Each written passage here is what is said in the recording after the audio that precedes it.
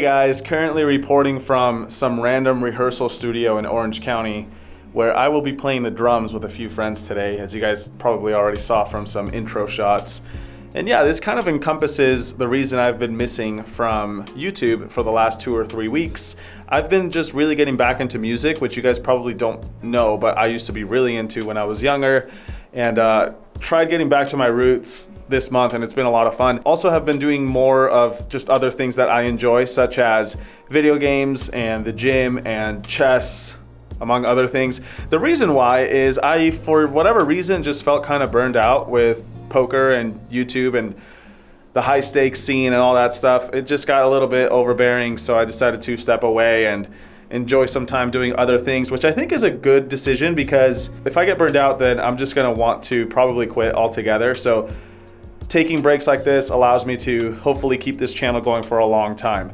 So yeah, we're back to business, and today I'm gonna cover a session that I played last week on Hustler Casino Live. It was a 25, 50, 100 game, and there was no shortage of interesting hands. So you guys have waited long enough. It's been like 3 or 4 weeks since my last video. Maybe you have no idea what I'm talking about and you're just popping in. If that's the case, hello, welcome. I make videos about poker, super original, I know.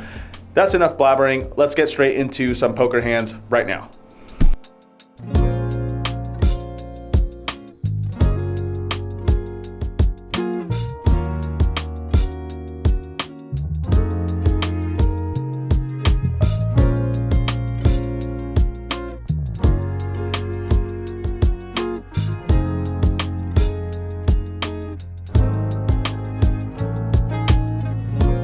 All right, guys, here we go once more. We're starting off today's 25, 50, 100 session with 8-6 suited. I raise it up to $300, and then Victor re-raises from the big blind to $1,300. With 8-6 suited, I think occasionally re-raising is fine. Calling also seems good in position. We can make some strong hands against overpairs. The problem with re-raising is that Victor doesn't have too much, and obviously it's just not a great hand, 8-6. Nothing to write home about. So I decided to just call and go to a flop, which comes queen 9-8. No clubs out there, but we do have bottom pair, meaning we are now ahead of hands like ace king or ace jack that might re-raise pre-flop. Victor continues with a bet of $1,500, and having flopped a pair, I am going nowhere just yet. Even if we are behind, we could improve or potentially bluff certain runouts. The 6 of spades definitely qualifies as one of those cards. We now improve to 2 pair. Victor slows down and checks it, and it's on me. And considering that I have plenty of bluffs in this situation, I certainly want to be betting strong hands like 2 pair. So I decided to put in around 2/3 the size of the pot, $3,800. Sadly for me, Victor does not have one of those made hands. He's just got ace jack offsuit, so he lets it go. But always nice to start off the night by making a good hand. In the next one, I raise it up to 300 with queen 9 suited this time, before Stan makes it 1,000 on my direct left. Action gets back to me, and considering that we're both in late position, I think queen 9 suited should mostly fold, but maybe once in a while get frisky with another raise. Stan could be raising me with all sorts of stuff, not necessarily very strong holdings, so regaining the betting lead and becoming aggressive in this hand might work sometimes. So I do decide to go for it this time. I make it 2,600 to go. As you guys can see, Stan actually has an amazing hand, so this is not going to work out well for me. It's time to make a hand. He calls, and we go to a flop, which does not help me do that. It's 6-6-3 with no spade.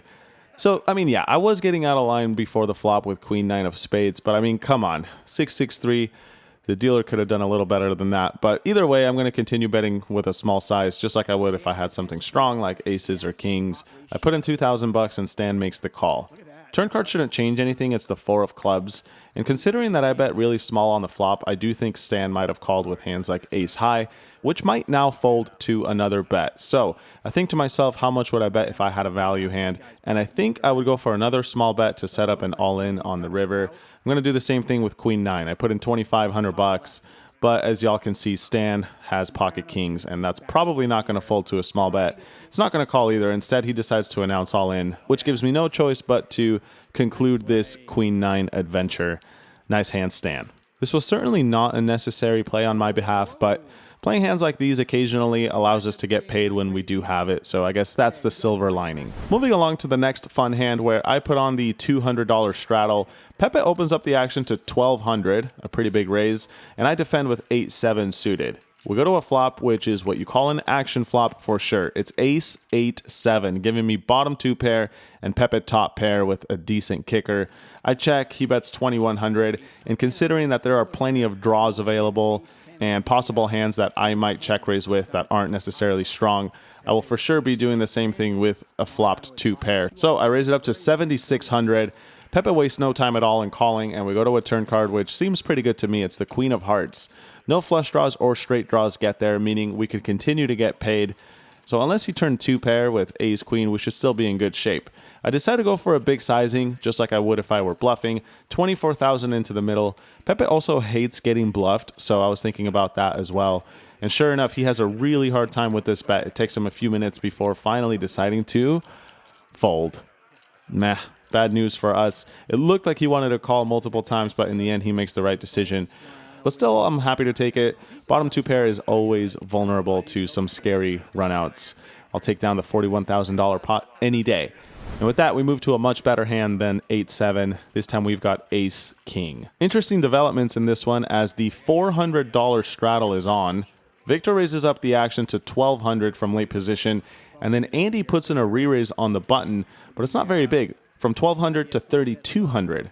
Mike X folds his pocket 9s in the small blind, which I think is probably a fine play, but just wanted to highlight Mike X being a total nit. Then it gets to me in the straddle with ace king offsuit, and I, of course, I'm going to put in a raise of my own since ace king is one of the best starting hands. I make it $9,000 to go. Victor folds. Andy does not fold. He's got pocket 10s and the button. He's going nowhere just yet. We've got almost 20,000 in the middle going to a flop, which is a great one for me. Ace 4 deuce rainbow. Flopping top pair, top kicker in a big pot already. Always nice. I bet small, right around 25% of the pot. Andy makes the call, and we go to a good turn card. It's the deuce of clubs. I'm going to continue betting. He could have worse aces and maybe some non-believing pocket pairs. So I decide to bet once more, $8,000. And Andy calls yet again. So I'm thinking most likely he's got a hand like ace queen, maybe ace jack suited, or really just any ace that isn't going to fold to just a flop and turn bet. So I'm not happy to see the river when it comes to the deuce of hearts, meaning we now chop with any other ace in the deck.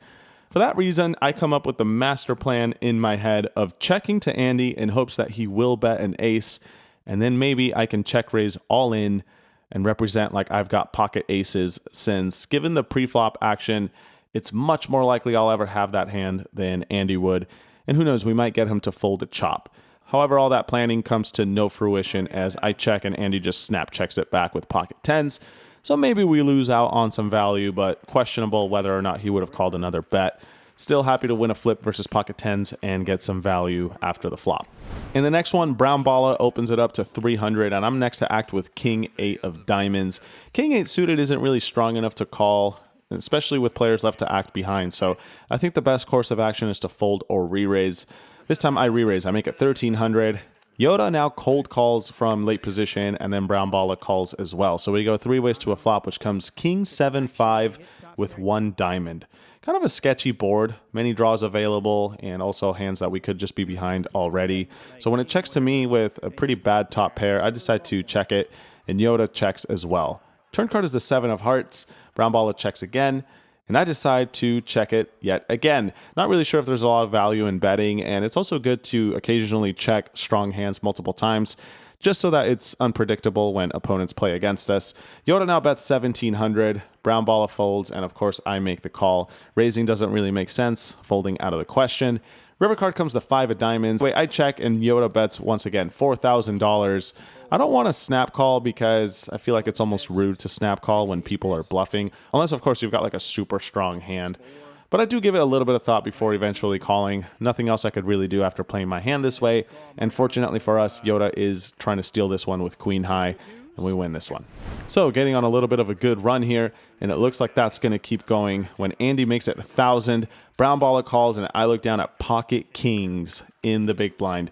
I make it $6,000 to go, and now it gets back to Pepe from the straddle. He's got pocket jacks and decides to cold call the 6,000. Perhaps for that reason, Andy decides to re-raise once more with his pocket 6s, maybe thinking that I'm a little out of line pre-flop, and then Pepe cold calling can't be that strong of a hand. So Andy makes it 25,000 with his pocket sixes, gets to brown baller who folds, and I've got pocket kings. Considering all this action, I think it's okay to occasionally just call with kings pre-flop. Andy and I are pretty deep, so going crazy with just one pair is never really that great of an idea. And Andy is capable of getting a little out of line as well, so I want to keep all his potential bluffs intact. The downside of just calling, though, is that we do allow Pepe a good price to continue in the hand, which of course makes it more likely that we'll lose since we're now up against two opponents instead of just one.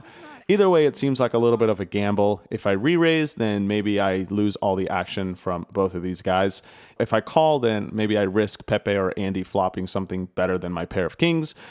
Could go either way. I think about it for some time and decide to just call. Let's play some post-flop poker. That's usually my preference anyway. I make the call, and now Pepe is in a tough spot with pocket jacks, and I gotta give him some credit for this fold that he makes after some time. Never easy letting go of pocket jacks pre-flop, even in a situation like this. He does let it go, however, so I go heads up to a flop against Andy, which comes down 9-7-5 with two hearts. Essentially all bricks, or at least that's what I thought. But if Andy has pocket sixes in this instance, then I guess he's certainly capable of having flopped a set on a board like this. But that's now that I can see the cards. In the moment, I figured for sure Andy had either a hand like ace-king or some pocket pair, pocket tens or greater. I check it over to him, and surprisingly, he checks it back. I really didn't expect that. And much to my disappointment, we get the worst turn card in the deck. It's the ace of clubs. I check it again, likely calling at least one bet since ace-king seems unlikely as I hold two kings. At the same time, though, I can't really think of any hands that would try to bluff on this turned ace that wouldn't have bet the flop. But then again, Andy plays in what I consider to be a pretty unorthodox manner, so I'm not going to pretend to know what this guy's up to. I check it again, and Andy checks it back again. So now I do think I probably have the best hand. It's tough to say. River is the four of spades, and I decide to go for some value and target pairs worse than my pocket kings, assuming that if he had turned top pair, he likely would have bet. And if he does have an ace, then we benefit from block betting anyway. I decided to bet 10% of the pot, or rather roughly 10%, 6,000 into the 57,000 that is already in the middle. And he doesn't seem to love it. He thinks for some time and eventually does call. So we do get a little extra value at the end and end up winning this nearly $70,000 pot with kings. Now up a good amount on the night. About an hour and a half later, we battle versus Andy once more when he raises to 400. The king makes the call, and I look down at 9-7 suited on the button. Similar to the king 8 suited a few hands ago, I think this hand benefits more from either folding or re-raising.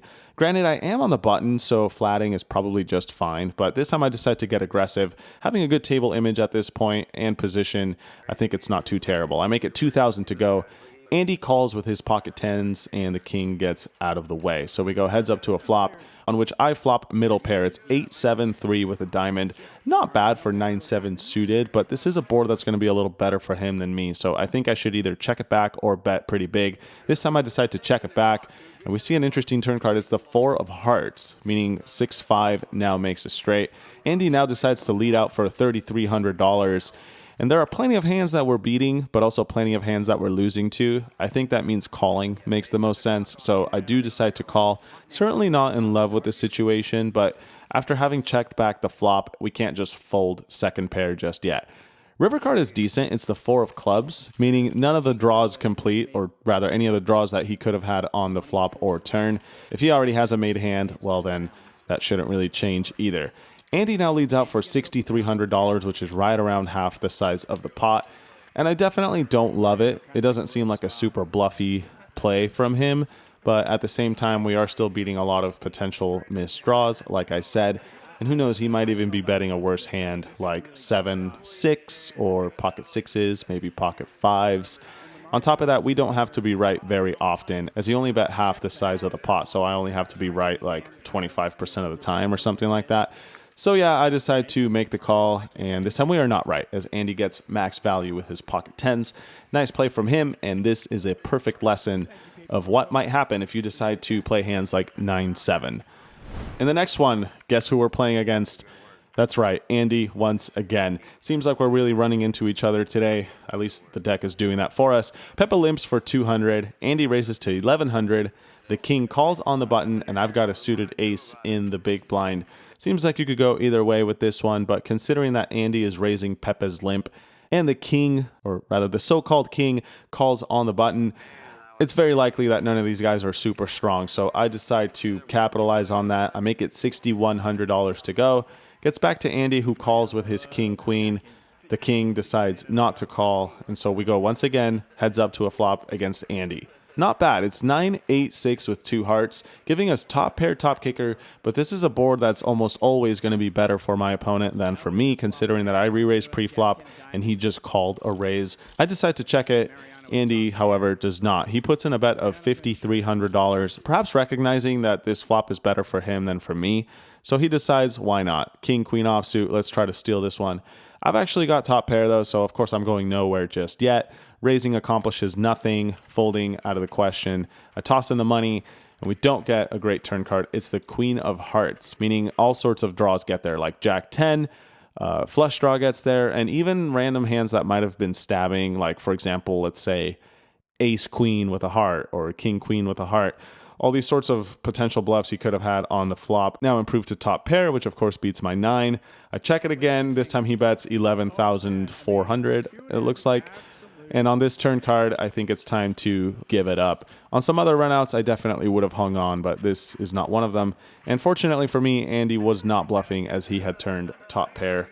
We managed to get away without losing too much. And that, ladies and gentlemen, brings us to the last fun hand of the night. In this one, the king blind raises from first position to 400. I'm a couple of seats to his left, looking down at king 10. Good enough to raise a blind bet, I think. So I make it 1,400. Now it gets to Mike X in the third blind, who calls with ace jack.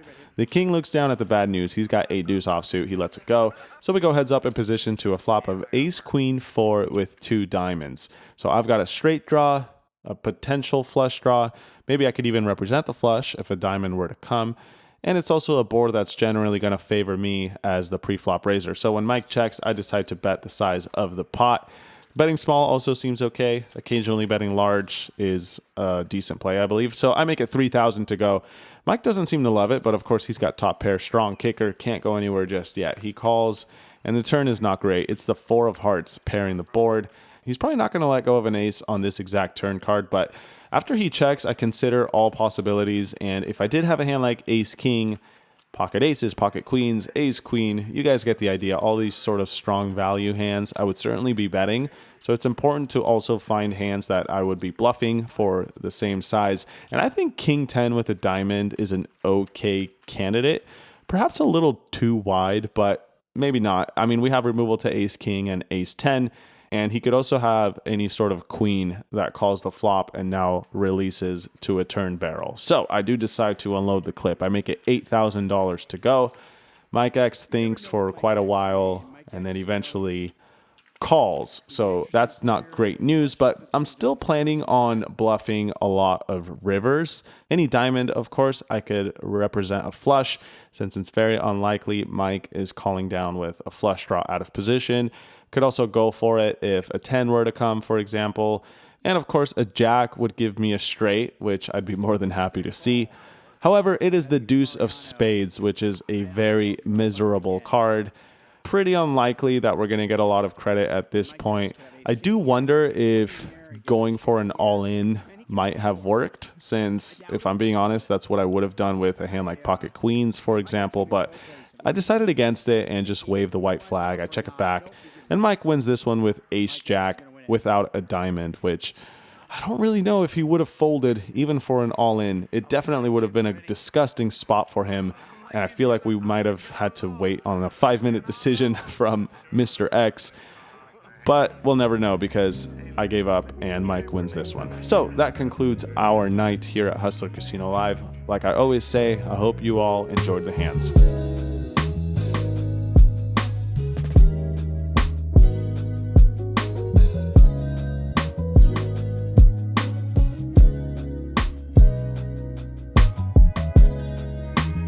Right, so as you guys saw, that was a pretty interesting day. Started off kind of rough, then it went very well, and then I lost a bunch of hands before the night ended. In total though, I won money, which is always great. In fact, over $20,000 across like the 5 or 6 hours that we played. Definitely not bad, considering that it's only, you know, a few hours and I won a small Honda Civic or something like that. But that's not how it always goes, as you guys I'm sure already know. The swings in these stakes can be quite big, so hopefully this is a sign of an upward trend to come. This month things have been going pretty well, so I'm just gonna try to keep that going. But yeah, that's all I got for you guys today. I am back to once a week posting, maybe even more, twice a week perhaps. Stay tuned for more. If you guys enjoy the video, give it a thumbs up and do all that YouTube stuff.